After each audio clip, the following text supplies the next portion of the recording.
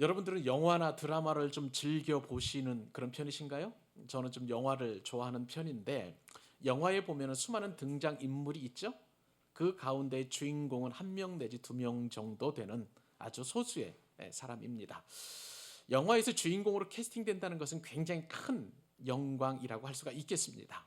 수많은 배우들, 우리나라에 많은 배우들이 있는데 그 배우들 가운데에 주인공으로 낙점이 되었다는 것은 아마 영광 중에 영광이라고 할 수가 있겠습니다. 가상 현실에서도 이렇게 주인공이 된다는 것은 큰 기쁨이요 영광이라고 할 수가 있겠는데요. 현실 세계에서 만약에 내가 주인공이 된다면 어떻겠습니까? 뭐 예를 들어서 어떤 대기업에 취업 시험을 치렀는데 거기서 합격이 되고 또 거기서 뭐 수석으로 들어간다면 얼마나 좋겠습니까? 그것이 뭐 학교 입학이라든지 취업이라든지 뭐 뿐만 아니라 여러 경쟁 상대가 많은 상황 속에서 주인공으로 발탁된다는 것은 영광 중에 영광이라고 할 수가 있겠지요. 하물며 하나님 나라에 있어서 그 나라와 그 의를 구하는 일에 내가 주인공으로 쓰임 받는다면 이것보다 세상에서 더 영광스러운 일은 없을 것이라고 믿습니다. 자, 그러면 여러분, 하나님께서는 그 하나님의 나라의 주인공을 어떤 사람을 뽑으실까? 여러분들이 오늘 말씀을 들으면서 이것을 핵심으로 들으셨으면 좋겠습니다. 하나님은요, 놀랍게도 세상에서 아주 잘난 사람, 이름 있는 사람, 귀족이나 왕족이나 학식이나 또 여러 가지 지식이 풍부한 사람을 사용하시는 대신 하나님의 그 사용하시는 그 원칙에 따르면 무명에 가까운 사람들을 사용하시는 것을 보게 됩니다. 그런 면에서 저와 여러분들은 하나님 나라의 주인공으로 발탁될 가능성이 굉장히 높은 사람이라고 할 수가 있겠습니다. 제가요 말씀을 준비하면서 에스더서를 좀 묵상을 하게 되었습니다. 여러분, 에스더가 어떤 사람입니까? 바벨론으로 끌려온 포로의 딸이었어요. 바빌론의 포로로 잡혀간 그 베냐민 지파의 아비하일이라는 그런 사람이 있었습니다. 근데 이 사람은 포로로 끌려간 다음에 얼마 지나지 않아서 죽게 되었어요. 이 아비하일의 딸이 하나 있었었는데 그 딸의 이름은 에스더였습니다. 부모님이 일찍 돌아가시니까 의지할 사람이 없잖아요. 그래서 사촌 오빠인 이제 모르드게죠. 모르드게 밑에서 마치 수양딸처럼 그렇게 무명의 여인으로 자라가게 되었습니다. 그런데 그때 어떤 일이 있었었냐면 바사 왕실, 바사는 이제 페르시아 제국이죠. 페르시아 제국 왕실에서 왕후 와후디가 폐위되는 그런 사건이 벌어지게 되었습니다. 그래서 이 와후디가 폐위된 이후에 새로운 왕후를 이제 간택하는 그런 일이 일어나게 되었는데 이 일에 포로인 이 에스더가 지원을 하게 되었어요. 물론 에스더는 용모가 뛰어난 사람이었습니다. 그래서 에스더가 나중에 이제 간택을 받게 되었는데, 그런데 이때는 아하수에로 왕, 이제 그 바사 왕을 통치하는 왕이었죠. 이 아하수에로 왕이 즉위한 지 7년째 되는 그런 해였고요. 그리고 이 시점은 유대인을 몰살하려고 하는 바사 제국의 총리가 있었습니다. 하만이라는 사람이었는데요. 하만이 이 유대인들을 몰살시키려고 계획한 지 5년 전의 일이었습니다. 자, 이렇게 해서 에스더가 왕비가 되었는데 5년 후에 정말 실제로 하만이 유대인들을 다 몰살시키려는 그런 계획을 세우게 되었습니다. 근데 이것을 모르드게를 통해서 에스더가 듣게 되었어요. 이제 자신도 유대인이었기 때문에 자신을 포함한 모든 유대인들이 다 죽게 되는 이 엄청난 비극적인 현실 앞에 놓이게 되었습니다. 이때 에스더는 하나님 앞에 기도합니다. 그리고 금식하며 기도하다가 내가 정말 죽으면 죽으리라, 이 죽을 각오를 하고 이제 바사 왕 이 아수르 앞에 나아가게 되는데, 그때 당시에는 규례가 한 가지 있었어요. 아무리 왕후라고 할지라도 왕이 부르기 전에 나아간다는 것은 죽음을 자초하는 그런 일이었습니다. 그렇기 때문에 죽으면 죽으리라는 그 엄청난 각오를 하고 아하수아로 왕 앞에 나가게 된 것이죠. 에스더가 이렇게 아하수에로 왕 앞에 나아갔을 때에 다행히도 감사하게도 하나님의 역사가 있었겠죠. 하나님의 섭리로 이제 에스더가 왕의 그 선택을 받게 되었고 하만의 모든 그런 계략들이 이제 밝히 드러나게 되어서 이제 하만이 죽게 되었고 왕후 이 에스더를 포함한 모든 유대인들이 그 생명을 연장하고 또 유지할 수 있었던 기적이 일어나게 되었습니다. 하나님께서는 유대 민족을 살리는 일에 이 무명의 포로에 그리고 아무것도 갖추지 못했던 이 무명의 여인 에스더를 사용해서 한 민족을 구원하는 엄청난 일을 진행하셨던 것을 보게 됩니다. 성경은요, 어쩌면 이렇게 무명열전이라고 불러도 좋을 만큼 수많은 일에 이 무명에 가까운 사람들이 쓰임받게 된 것을 보게 됩니다. 여러분, 여호수아 잘 아시죠? 여호수아는요, 그의 부모님이 누구라는 것, 눈의 아들, 그러니까 여호수아의 아버지 이름이 눈이라는 그 존재만 나오지 여호수아가 어떤 일을 했고 어떤 배경을 가지고 있고 이런 내용이 전혀 없었습니다. 그런데도 이 여호수아를 통해서 출애굽한 이스라엘 백성들이 가나안 땅에 들어가서 가나안 땅을 정복하는 일에 여호수아가 쓰임받게 되는 것을 보게 됩니다. 어디 그뿐입니까? 다윗이라는 인물도 있었습니다. 다윗은요, 8형제 가운데 가장 맨 마지막 막내였습니다. 그의 다윗에 비해서 이 다윗의 가장 큰 형인 엘리압은요, 용모가 뛰어난 사람이었어요. 마치 장수처럼 그렇게 출중한 체격도 가지고 있었던 사람이었습니다. 그런데 하나님께서는 이 엘리압 대신에 무명에 가까운 다윗을 선택하셔서 이스라엘 백성의 통치자로 하나님께서 세우시고 예수 그리스도의 조상으로 삼으신 것을 보게 됩니다. 여러분, 또 갈릴리에서 고기를 잡던 무명의 어부 여러분 아시죠? 베드로와 안드레. 하나님께서 이 두 제자를 삼으시고 또 복음을 전파케 하신 예수님의 사도로 삼으신 것을 보게 됩니다. 그뿐인 어디 그뿐인가요? 모든 사도들에 비해서 사도들한 지위를 가지고 있지 않지만 그러나 성령이 충만하고 복음을 증거하다 순교한 사람이 있습니다. 스데반 집사님, 여러분들 아마 잘 알고 계실 것이고요. 무엇보다도 당대에 뛰어난 학자, 성경학자가 아볼로였습니다. 이 아볼로에게 복음을 전한 사람이 있었고요. 사도 바울을 도와서 무명의 천막을 치던, 천막을 치고 천막을 짚고 천막을 만드는 일을 하면서 위대한 사도를 도왔던 부부가 있었습니다. 브리스길라와 아굴라였죠. 이처럼 성경은요, 무명의 사람들을 통해서 하나님의 나라와 그 의를 계속 건설해 나가는 것을 보게 됩니다. 이 모든 사람들은 다 무명의 사람들이라고 할 수가 있을 것입니다. 오늘 본문은 여러분, 지난주에 이어서 우리가 이제 톨레도, 족보라는 톨레도서를 우리가 말씀을 상고를 하게 됩니다. 여러분, 우리 지지난주 계속해서 우리가 톨레도서를 상고해 보면서 어떤 생각을 가지게 되었나요?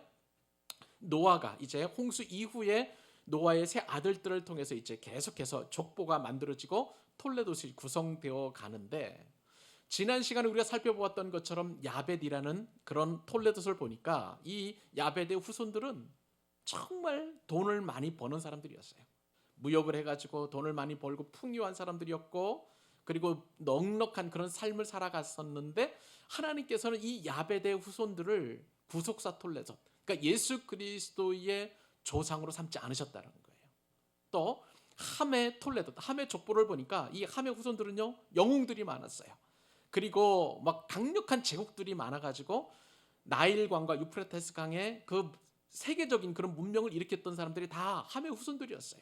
그런데 이 함의 후손들을 하나님께서는 그들을 선택하셔서 예수님의 조상으로 삼지 않으시고 정말 무명에 가까운 사람들, 셈의 후손들을 통해서 예수님의 톨레도서로, 예수님의 족보로 삼으셨다는 것을 보게 됩니다.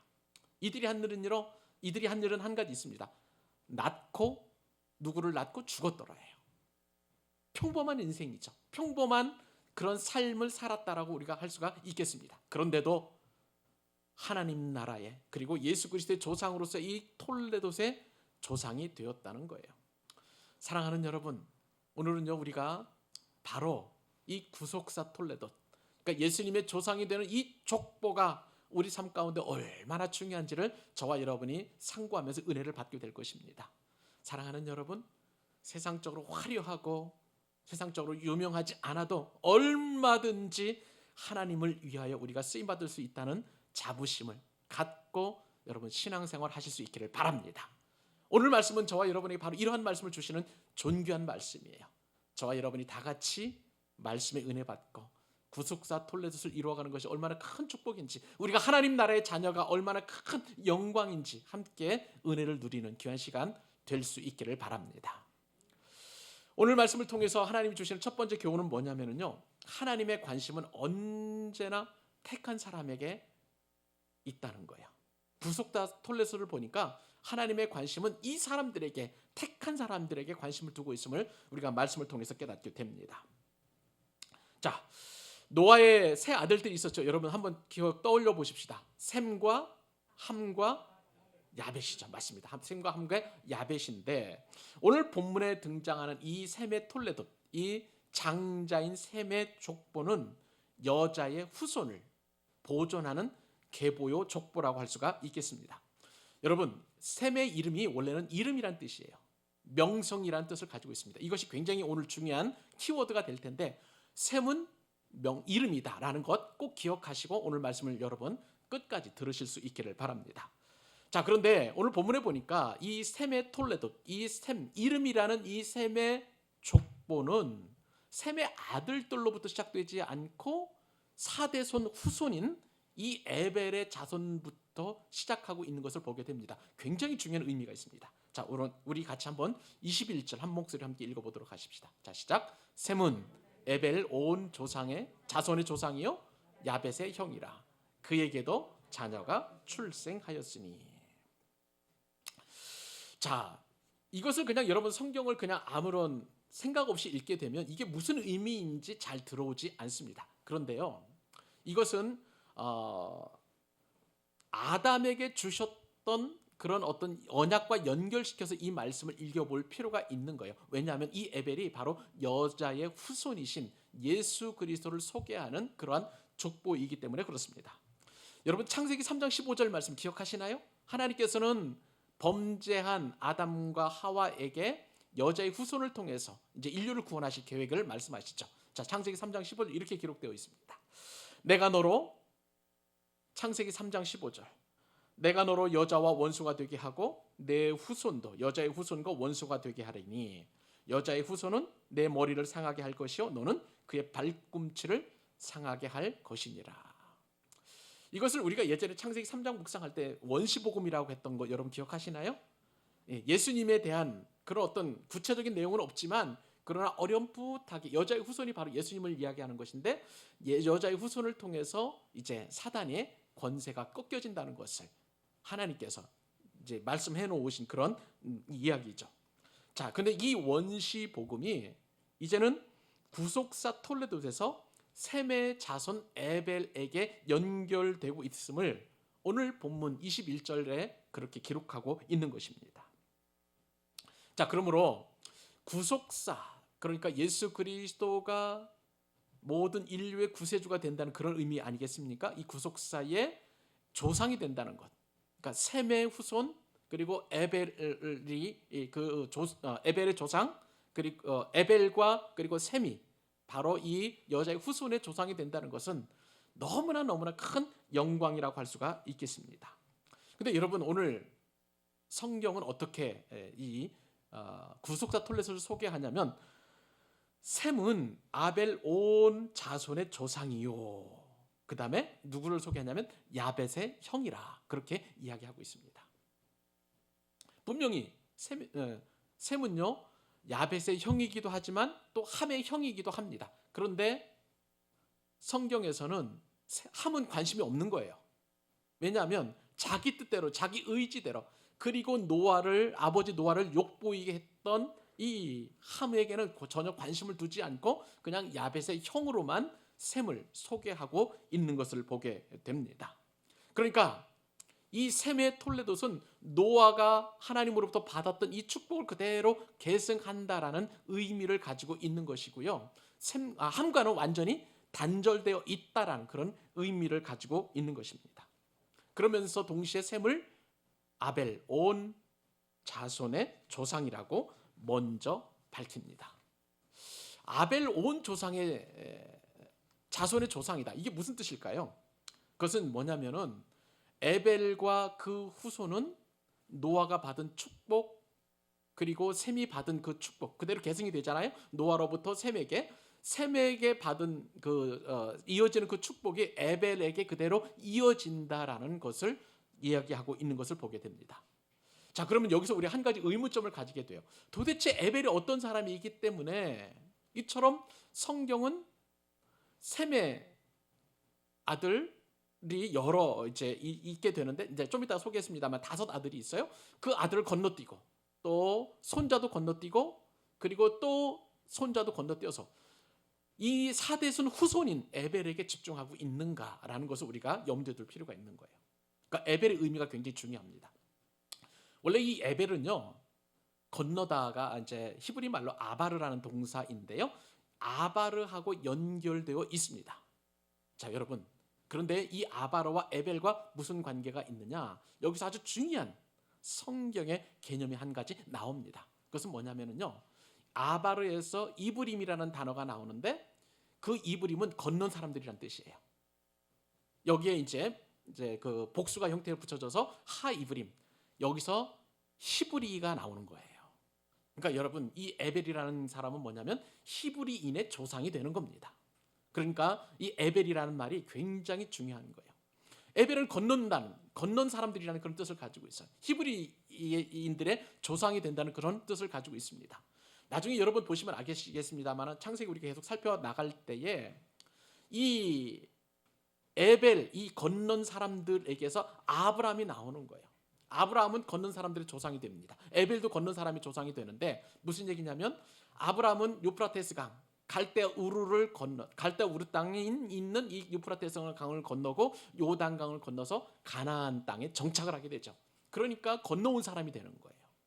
또 아브라함의 자손들도 한번 보실까요? 아브라함의 자손들 이스라엘 백성들도 홍해를 건너서 가나안 땅에 정착하게 되는 거예요. 그래서 히브리인들이 되는 거예요.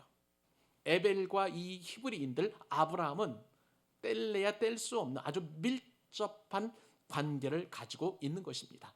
이 에벨이 바로 건넌 사람들이라는 의미에서 바로 예수님의 조상이 되는 것이라고 성경은 우리에게 말씀해 주시고 계시는 것입니다. 여러분, 하나님께서는요 바로 이 에벨에 집중하셔서 셈의 다른 아들들보다도 손자들보다도 증손자인 에벨에 관심을 가지고 지금 중점적으로 에벨을 소개하고 있는 것입니다. 여러분, 우리도 건넌 사람들이에요. 우리도 예수 그리스도를 믿음으로 말미암아 죽음의 강을 건너서 영원한 하나님 나라에 안착한 정착한 그런 사람들인 줄로 믿습니다. 그러므로 우리는 영적인 히브리인들이에요. 하나님께서 에벨에게 관심을 가졌다면, 하나님께서 아브라함에 관심을 가졌다면 하나님께서는요 영적으로 우리가 죽음의 강을 건넌 저와 여러분 한 사람 한 사람에게 관심을 갖고 계시는 줄 믿으시기 바랍니다. 이것이 구속사 톨레스를 믿는 저와 여러분들에게 주시는 하나님의 놀라운 축복이에요. 우리는 부족합니다. 연약합니다. 늘 평범해요. 세상 사람들에 비해서 우리가 누리고 있는 것은 하나님의 자녀라는 그 풍성한 은혜가 우리에게는 너무나 감사하고 벅찬 것인데 세상 사람들의 기준에 비하면 우리는 아무것도 아닌 평범한 사람들에 불과한 거예요. 그런데 오늘 말씀을 보니 하나님은 영적 히브리인 우리 한 사람 한 사람들에 대하여 관심을 집중하고 계시고 우리를 사랑하시고 여전히 우리와 동행하시기를 기뻐하신다는 사실인 것입니다. 여러분, 하나님은 결코 택한 백성을 포기하지 않으심을 믿으시기 바랍니다. 설령 우리가 그분의 부르심을 외면하고 중뒤 곁길로 간다고 할지라도 하나님은 끝까지 우리를 사랑으로 추적하시고 우리 앞길을 예비하시고 우리가 회개케 하시고 우리로 하여금 하나님의 선한 백성으로서 넉넉하게 승리할 수 있도록 오늘도 저와 여러분을 굳건하게 붙잡고 계심을 믿으시기 바랍니다. 나를 구속사 톨레도의 한 페이지 장식시켜 주신 것이 바로 하나님의 은혜인 거예요. 내가 예수님을 먼저 믿고 싶다고 해서 믿은 것이 아니죠. 우리에게 믿음을 주시고 영원 전부터 우리를 구속하신 그 영원하신 그 예정이 있었기 때문에 우리는 하나님의 백성이 되었고 예수 그리스도의 구속사 톨레도의 당당한 주인공이 된 줄로 믿습니다. 이 하나님께서 저와 여러분을 붙잡고 계세요. 하나님께서 우리를 오늘도 주장하고 계십니다. 신명기 31장 6절 말씀에 보면 하나님께 택한 백성을 어떻게 인도하시는지 이렇게 말씀하고 계십니다. 사랑하는 여러분, 하나님의 사랑에 대한 의심 들으셨습니까? 하나님을 신뢰할 수 없습니까? 그렇다면 이 말씀 붙들고 여전히 나에 대해서 관심을 갖고 계신 그 하나님의 시선을 느껴보시며 감사할 수 있기를 바랍니다. 신명기 31장 6절 같이 한번 읽을까요? 시작. 너희는 강하고 담대하라. 두려워하지 말라. 그들 앞에서 떨지 말라. 이는 내 하나님 여호와 그가 너와 함께 가시며 결코 너를 떠나지 아니하시며 버리지 아니하실 것임이라 하고. 할렐루야. 우리를 버리지 아니하시는 이 하나님과 풍성하게 동행하는 여러분들 되실 수 있기를 바랍니다. 오늘 구속사 톨레도를 통해서 우리에게 주시는 두 번째 교훈이 있습니다. 그것은 바로 우리의 자손에게 풍류보다도 말씀 순종의 신앙을 물려주기를 원하신다는 사실이에요. 여러분의 자손들에게 부자가 되기를 물려주시기를 원하십니까? 아니면 말씀에 대한 순종의 신앙을 물려주시기를 원하십니까? 여러분 오늘 말씀을 들으면서 저와 여러분이 결단해야 될 줄로 믿습니다. 여러분 구속사 톨레도를 보면서 우리가 좀 생각해야 될 것은 역사의 주인이 누구인가, 주인공이 누구인가를 한번 살펴봐야 될 것입니다. 우리가 뉴스를 보기만 하면, 신문을 펼치기만 하면 수많은 사람들이 단골로 등장하는 그런 사람들이 있잖아요. 정치, 경제, 사회, 문화, 예술 모든 분야에서 계속 반복적으로 등장하는 인물들이 있습니다. 어떻게 보면 그 사람들이 바로 그 역사의 주인공이라고 그렇게 여겨집니다. 우리 시대의 어떤 리더라고 좀 할 수가 있겠죠. 그런데 하나님은요, 저들의 그 인물들에 대하여 전혀 관심을 갖고 계시지 않으세요. 왜냐하면요, 저들은 역사에 있어서, 하나님이 주관하시는 역사에 있어서 배경 인물에 불과할 뿐이기 때문에 그렇습니다. 하나님은 역사의 주인이세요. 주인께서 어떤 사람을 주인공으로 만드시는지 오늘 특별히 말씀을 통해서 우리가 더 상고해 볼 텐데, 오늘 구속사 톨레도에 오른 이 셈의 그 자손들을 보니까 그냥 이름만 올라와 있습니다. 너무나 평범하고요, 좀 이름이 어렵습니다만 그냥 그렇게 이름만 올라와 있는데 이 사람들이 하나님 나라의 주인공이라고 하는 거예요. 자, 22절부터 제가 25절 하반절까지 제가 한번 읽어보도록 할까요? 셈의 아들은 엘람과 아스로와 아르박삿과 룻과 아람이요. 아람의 아들은 우스와 홀과 게델과 마스며, 아르박삿은 셀라를 낳고 셀라는 에벨을 낳았으며, 에벨의 두 아들을 낳고 하나의 이름은 벨렉이라 하였으니 그때 세상이 나뉘었으며. 자, 이렇게 기록되어 있습니다. 자, 오늘 본문을 보니까 셈으로부터 시작된 6대손 자손들의 이름이 쭉 나열되어 있습니다. 지난 시간에 우리가 열방의 톨레도에서 야벳과 함의 톨레도를 봤을 때에 야벳의 그 자손은 2대손밖에 기록되어 있지 않았어요. 그 족보에. 또 함의 그 자손들은 3대손이었습니다. 그런데 오늘 본문에 보면 이 셈의 자손은 몇 대손을 기록하고 있냐면 6대손까지 기록하고 있는 것을 보게 됩니다. 그러니까 하나님은요, 이 구속사 톨레도의 주인공이 된 이 셈의 자손들에 대해서 얼마나 큰 관심을 가지고 계시는지를 우리가 알게 되는 것이죠. 자, 셈의 아들을 보십시다. 자, 5명이죠. 엘람, 아스루, 아르박삿, 룻, 아람인 것입니다. 5명의 아들이에요. 자, 그런데 여러분, 이 셈의 자손들 중에서 유명한 사람은 사실은 아람입니다. 아스루도 여러분 잘 아시는 이름일 거예요. 아람도 여러분들 많이 알고 있습니다.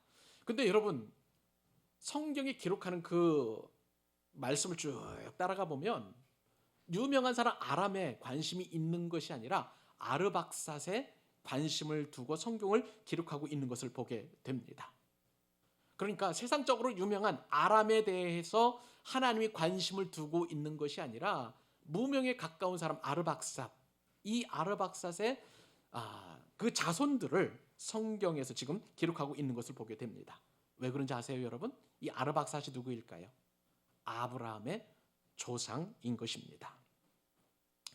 자, 그리고 21절에서 소개한, 아까 우리가 먼저 우리 은혜 받았던 것이죠. 셈의 뭐 21절에 보면 어떻게 표현되어 있나요? 셈은 에벨 온 자손의 조상이라고 그랬는데 이 에벨을 오늘 지금 방금 전에 읽었던 이 말씀을 보니까 셈의 아들 아르박삿의 아들, 그다음에 아르박삿의 셀라의 아들, 그리고 셀라가 바로 에벨을 낳았다. 그러니까 지금 그렇게 성경의 계보를 쭉 이어가고 있는 것을 보게 됩니다.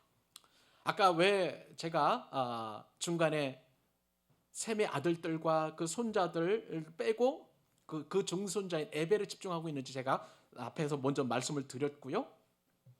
여하튼 하나님께서는 지금 에벨이 누구의 자손인지를 분명하게 이야기하고 있습니다. 아르박셋의 손자라는 것이죠. 자, 그런데 이 말씀을 보면서 또 우리가 한 가지 더 집중해야 될 그런 부분이 있는데, 에벨이 어떤 아들을 낳았느냐는 거예요. 두 아들을 낳았어요. 에벨은. 하나의 이름은 누구입니까? 벨렉. 그리고 하나의 이름은 욕단. 벨렉과 욕단을 낳았는데, 성경에서 보면은요, 오늘 이 구속사 톨레도스는 이 벨렉이라는 아들에 집중하고 있는 것을 보게 됩니다. 왜냐하면 벨렉의 이름이 어떤 뜻을 가지고 있냐면 나누다라는 뜻이에요. 나누다. 따라서 한번 해보실까요? 나누다. 굉장히 중요한 이름입니다. 벨렉이. 왜냐하면 여러분 한번 보세요. 여러분 성경에서 25절에 보면, 자, 에벨의 두 아들을 낳고 하나의 이름을 벨렉이라 하였으니, 벨렉이라고 이름하였을 그때의 세상이 어떻게 됐습니까? 나뉘었어요. 벨렉하고 나뉘었다는 것이 똑같이 연결되고 있다는 것을 보게 됩니다. 자, 그리고 나서 31절 한번 보실래요? 이들은 셈의 자손인 그 족속과 언어와 지방과 나라대로였더라. 족속과 언어와 지방과 나라대로 나뉘었다는 것이 바로 이 벨렉이라는 의미가 나오고요. 또 32절도 보실래요? 이들은 그 백성들의 족보에 따르면 노아 자손의 족속들이요, 홍수 후에 이들에게서 그 땅의 백성들이 어떻게 됐다고요? 나뉘었더라. 벨렉이라는 이름이 또 나옵니다. 나뉘고 나뉘었던 것, 벨렉이라는 것입니다. 여러분, 왜 에벨은 아들을 낳고 그 이름을 벨렉, 나뉘었다라는 뜻으로 그렇게 이름을 지었을까요? 여기서 우리는 굉장히 큰 은혜를 받게 됩니다. 왜냐하면요, 이것은 하나님의 말씀을 이루기 위함이기 때문에 그렇습니다. 예전에 노아가 이제 말씀에 순종해서 방주 홍수를 이겨내고 무지개 언약을 받고 하나님께 어떤 축복을 주시냐면, 창세기 9장 29절에 보니까 이렇게 말씀을 기록하고 있어요. 노아의 이 세 아들로부터 사람들이 온 땅에 퍼지니라. 나뉜다는 거예요. 하나님께서 노아에게 주셨던 이 나눔의 축복, 퍼짐의 축복이 누구를 통해서 비로소 구체화되냐면 이 에벨의 아들 벨렉을 통해서 구체적으로 실현되고 있는 것을 보게 됩니다. 에벨을 낳았을 때 그때부터 사람이 나뉘기 시작하는 거예요. 자, 여기서 우리는 에벨의 신앙을 볼 수가 있습니다. 무엇입니까? 하나님의 말씀에 그대로 순종했다는 것이에요. 노아의 세 아들 셈과 함과 야벳의 여러 자손들이 있었습니다. 야벳의 자손들도 있었고요, 함의 자손들도 있었고, 그 중에는 영웅도 있었고 부유한 사람들도 있었고 수많은 세상적으로 탁월한 사람들이 있었어요. 그런데 하나님의 말씀이 그들을 통해서 이루어진 것이 아니라 이 번성하고 퍼지는, 나뉘어지는 이 축복, 노아에게 주셨던 축복이 바로 에벨의 아들 벨렉부터 시작된다는 것을 보게 돼요. 에벨은 다른 사람들보다도, 다른 형제들보다도 바로 이러한 노아에게 주셨던 하나님의 말씀을 기억하고 있었던 거예요. 그래서 그의 이름을 벨렉이라 불렀고요, 벨렉 때부터 사람들이 나뉘기 시작한 것입니다.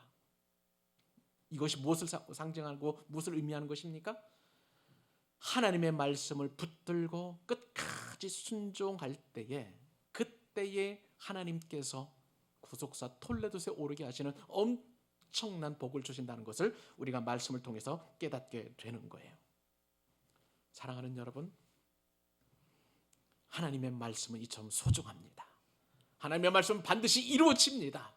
그 이루어지는 그 말씀에 대한 신뢰와 믿음을 갖고 우리가 끝까지 그 신앙을 견지할 때 하나님은 저와 여러분을 하나님 나라의 거룩한 일을 위하여 마음껏 쓰시는 은혜가 주어지는 줄로 믿으시기 바랍니다.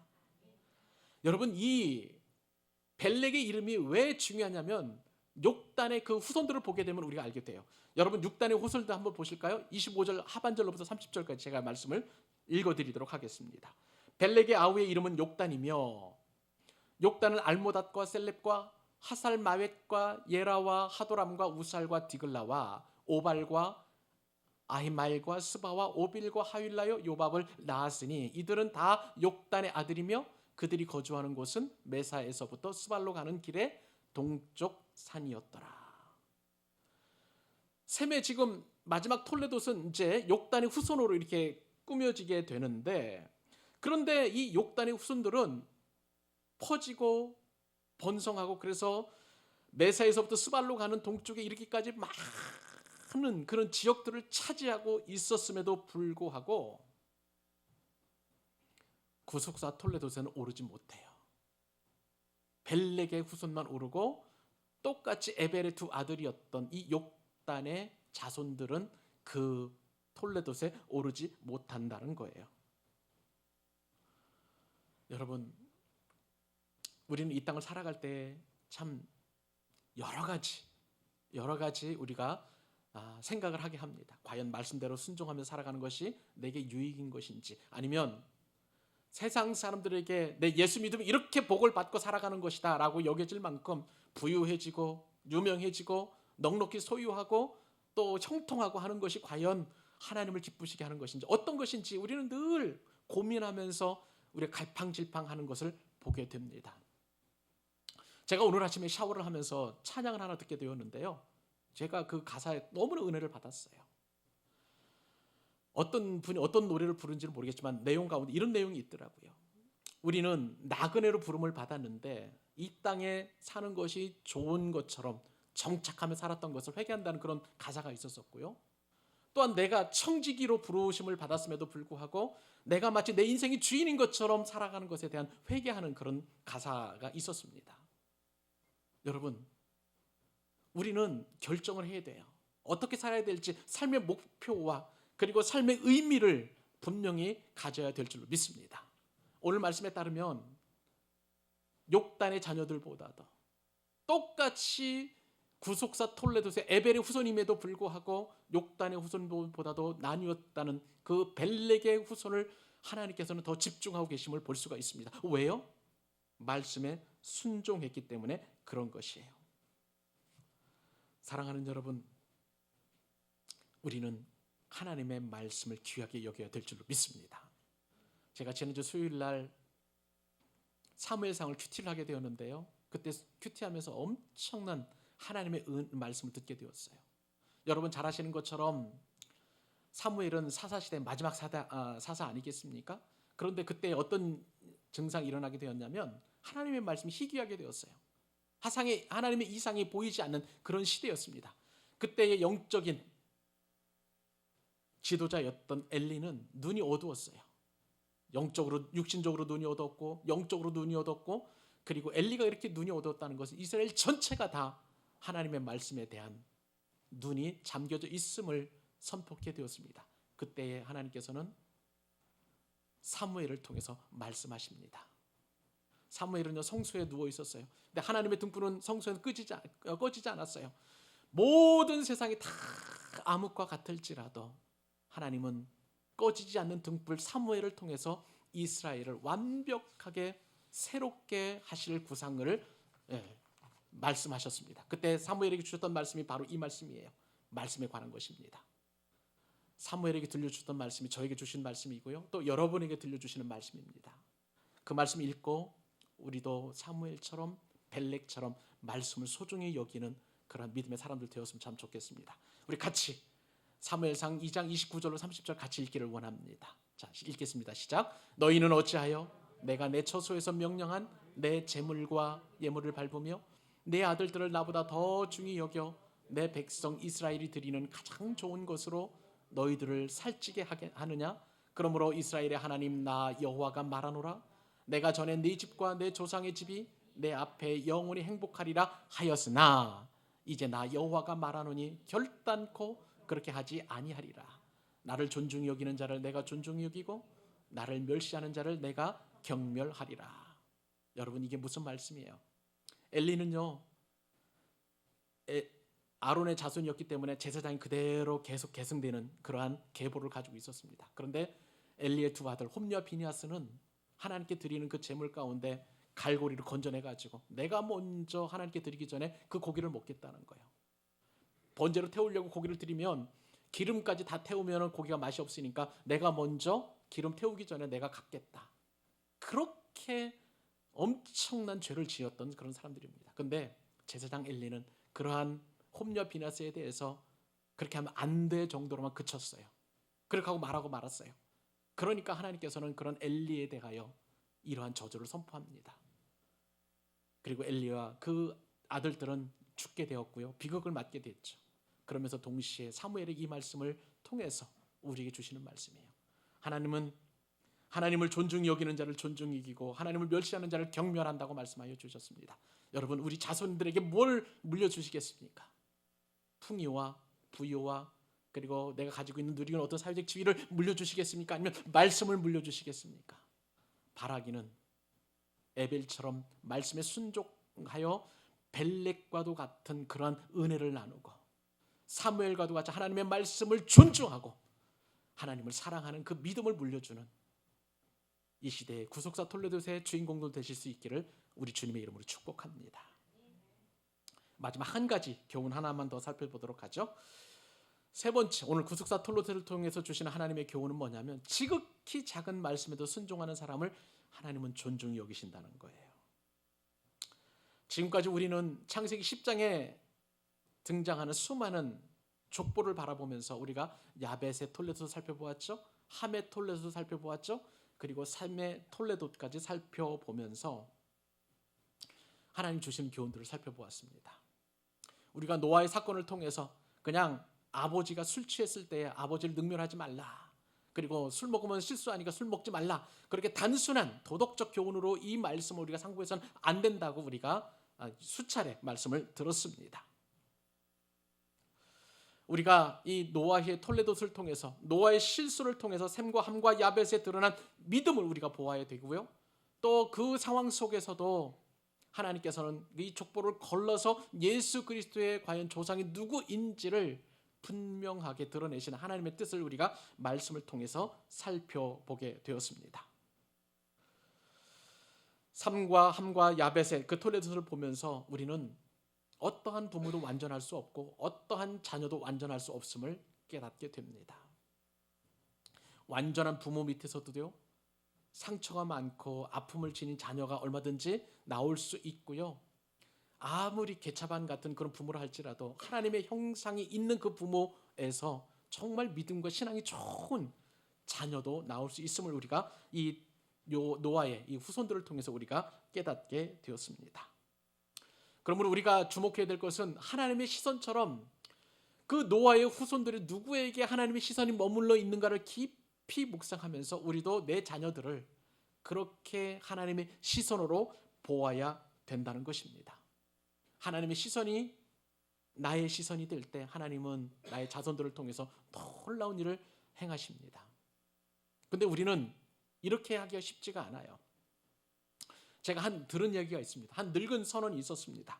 이 선원은 조난 사고를 아주 자주 당하게 되었는데 그렇기 때문에 친구들이 나침반을 이 조난 당한 늙은 선원에게 주면서 길을 잃을 때마다 조난 당할 때마다 이 나침반을 이용해서 이제 목적지로 향해 가라라고 그렇게 이렇게 요구를 했다고 합니다. 이게 조언을 주었다고 합니다. 그런데도요, 이 나침반을 받았음에도 불구하고 이 늙은 선원이 또 조난을 당해서 어려움을 겪게 된 거예요. 그 소식을 듣고 친구들이 좀 화가 났습니다. 왜 나침반을 주었는데도 이용하지 않았느냐라고 그렇게 물은 것이죠. 그랬더니 이 늙은 선원은 이런 얘기를 합니다. 내가 나침반을 쓰고 싶은데 쓸래야 쓸 수가 없었다라고 그런 이야기를 했더라는 거예요. 무슨 얘기냐면 자기는 북쪽으로 가고 싶어가지고 나침반 바늘을 북쪽을 향해서 놓았지만 자꾸만 동남쪽으로 흘러갔다는 거예요. 쉽게 말하면 뭐냐면요, 내가 내 나름대로 나침반 바늘이 가리키는 방향으로 간 것이 아니라 내가 원하는 방향으로 갔기 때문에 나침반은 아무런 쓸모가 없었다는 거예요. 자신이 이제 나침반의 그 바늘의 지시에 따라서 가야 되는데 자신의 가는 방향의 나침반 바늘을 맞추고 갔다는 것이죠. 그것 때문에 이 선원은 계속해서 조난을 당하는 그런 일을 경험했다고 합니다. 자, 이게 무슨 말입니까? 셈의 구속사 틀레롯은 내 뜻이 아니라 하나님의 뜻이 이루어지도록 안내하는 인생의 나침판이라는 거예요. 오늘 우리는 하나님의 선하시고 기뻐하시고 온전하신 뜻이 무엇인지를 늘 깨닫고 그 뜻에 순종하며 살아가야만 합니다. 그런데 우리는 내 안에 있는 죄성 때문에 하나님의 뜻보다도 내 뜻이 더 우선되는 그런 쪽의 삶의 우선순위와 목표를 두고 살아가는 것을 보게 됩니다. 함의 자손들이 그랬죠. 야벳의 자손들이 그랬습니다. 그리고 똑같이 에벨의 자손이지만 벨렉이 아닌 그 욕단의 자손들은 자신을 인생의 나침판으로 죄인으로 삼고 그대로 자신의 뜻대로 밀고 나갔던 것을 보게 돼요. 사랑하는 여러분, 오늘 우리는 지루한 이러한 족보를 통해서 하나님의 음성을 듣게 되었습니다. 그러나 하나님의 말씀은 이 족보 안에서도 분명하게 우리에게 인생의 나침판, 신앙의 나침판을 제시해주고 계시는 줄로 믿습니다. 이 톨레도를 통해서 하나님은 우리에게 말씀에 순종하기를 원하시는 거예요. 아무리 작은 말씀이라 할지라도 그 말씀을 예수님께서는 다 순종하셨고 이루셨습니다. 그리고 예수님의 조상들은 바로 이러한 하나님의 뜻에 그대로 순종하셨습니다.